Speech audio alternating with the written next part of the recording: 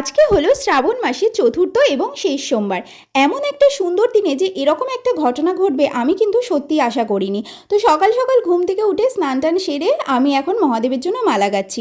আমার লাস্ট ভিডিওতে তোমরা অনেকেই কমেন্ট করে বলেছিলে যে মহাদেবকে কিন্তু লাল রঙের ফুল দিতে নেই। তো সেই জন্য আমি ভাবলাম যে চলো আজকে বেলপাতারই মালা গাঁথা যাক। আর বেলপাতার মালাতে কিন্তু কোনো সূচের ব্যবহার করতে নেই। তো সেই জন্য এভাবে আমি সুতোর সাহায্যে গিট বেঁধে বেঁধে মালাটা কিন্তু তৈরি করে নিচ্ছি। আর এর মধ্যে আমাদের ব্রাহ্মণও চলে এসেছিলো, তো আমি তাড়াহুড়ো করে মন্দিরে চলে এসেছি। তো প্রথমেই দুধ দিয়ে এবং তার সাথে আমি দুধের মধ্যে ঘি আর মধুটা মিশিয়ে নিয়েছি, আর তারপর জল দিয়ে এখন মহাদেবকে ভালো করে অভিষেক করে নিলাম।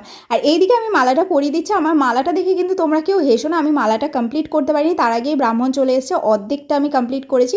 তো সেভাবেই দিয়ে দিলাম, তারপরে ফুল বেলপাতা দিয়ে দিলাম। আর যে ঘটনাটার কথা তোমাদের প্রথমেই বললাম, হঠাৎ করে আজকে সকালে মন্দিরে এসে দেখি আমাদের মন্দিরের জানলার মধ্যে কেউ একজন ছোট একটা শিবলিঙ্গ রেখে গেছে। বাড়িতেই যেটা পুজো করা হয় এমনই একটা শিবলিঙ্গ। তো এটা কোনো আমি দেখলাম যে খণ্ডিতও নয়, একদম ঠিকঠাকই রয়েছে। কেন রেখে গেছে আমি জানি না। তো এটা এখন কি করা উচিত আমি তো বুঝতে পারছি না, তোমরা জেনে থাকলে অবশ্যই জানিও।